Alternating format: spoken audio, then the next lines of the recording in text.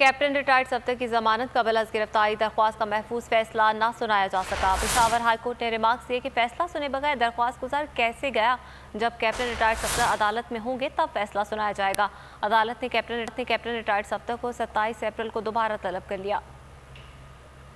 Captain retired Safdar की जमानत कबल अज गिरफ्तारी दरख्वास्त का महफूज फैसला ना सुनाया जा सका। पेशावर हाईकोर्ट ने रिमार्क्स दिए कि फैसला सुने बगैर दरख्वास्त गुजार कैसे गया। जब कैप्टन रिटायर्ड सफ्तर अदालत में होंगे तब फैसला सुनाया जाएगा। अदालत ने कैप्टन रिटायर्ड सफ्तर को 27 अप्रैल को दोबारा तलब कर लिया। ए नूरे खुदा नूरे बसीरत की तलब है, रमजान का सदका तेरी रहमत की तलब है। मख्फी हैं इसी माह में रहमत के करीने, गर्दाब से निकले हुए बख्शिश के सफीने। गोया है तेरे इश्क में हम सब बराबर, मजलिस को तू गुलदस्ता फिरदौस बना दे। रिंदों को सनाए शहलौलाक पिला दे, तू शम्मे कलम को यदे बैज़ाई अता कर।